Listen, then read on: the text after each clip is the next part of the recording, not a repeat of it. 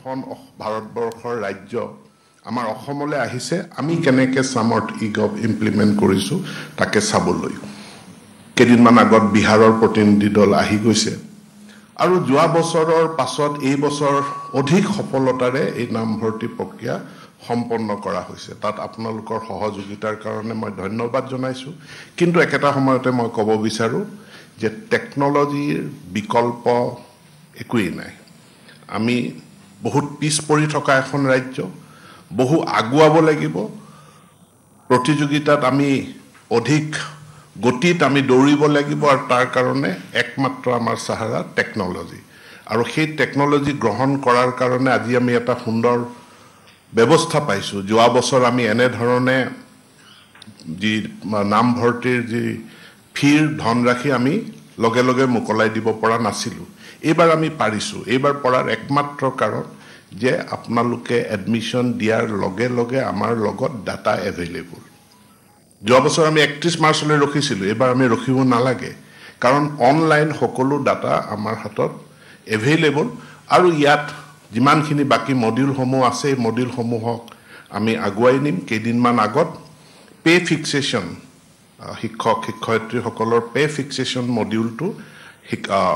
সামৰ্থত এইটো সক্ৰিয় হৈছে ইয়াত 40টাতকৈ অধিক মডিউল আছে প্ৰত্যেকটো মডিউল আমি খৰতকীয়াভাৱে তাক আমি সক্ৰিয় কৰিম এটা নিৰ্দিষ্ট লক্ষ্য নিৰ্ধাৰণ কৰি ল'ব লাগিব যে বিশ্ববিদ্যালয়সমূহ at least administration result declare result মানে এক্সামিনেশ্যন ইয়াৰ ক্ষেত্ৰত ই পেপাৰলেছ হ'বই লাগিব কাগজৰ চাৰ্টিফিকেট দিয়াৰ দিন গ'ল পৰীক্ষা হ'ব মাৰ্কশ্বিট পৰ্টেলত আপলোড হ'ব মাৰ্কছ পৰ্টেলত আপলোড হ'ব মাৰ্কশ্বিট অটো জেনেৰেট হ'ব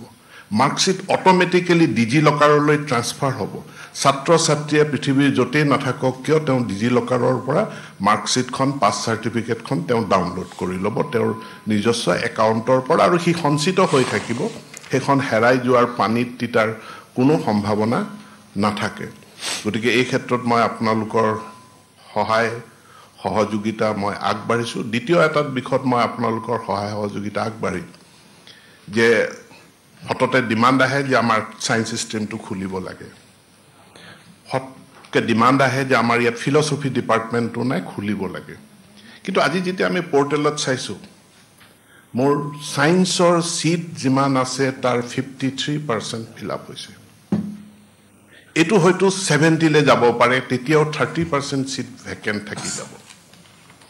ছাত্ৰ ছাত্ৰীসকলৰ ইচ্ছা যে মোক নিৰ্দিষ্ট এখন বিদ্যালয়তে মই এডমিশ্যনটো ল'ব লাগে বাকি মহাবিদ্যালয়ত ল'ব লাগে বাকি মহাবিদ্যালয়ত তেওঁ যাবৰ কাৰণে অনিচ্ছুক কিয় অনিচ্ছুক সকলো মহাবিদ্যালয়ক একেটা পৰ্যায়লৈ উন্নীত কৰাৰ কাৰণে আমি কাম কৰিব লাগিব আৰু সিট অপটিমাইজেশ্যন কৰিব লাগিব আজি যদি মই শিক্ষা মন্ত্ৰী হিচাপে প্ৰস্তাৱ দিওঁ যে যিবিলাক মহাবিদ্যালয়ত বিজ্ঞানৰ আসনসমূহ খালী হৈ আছে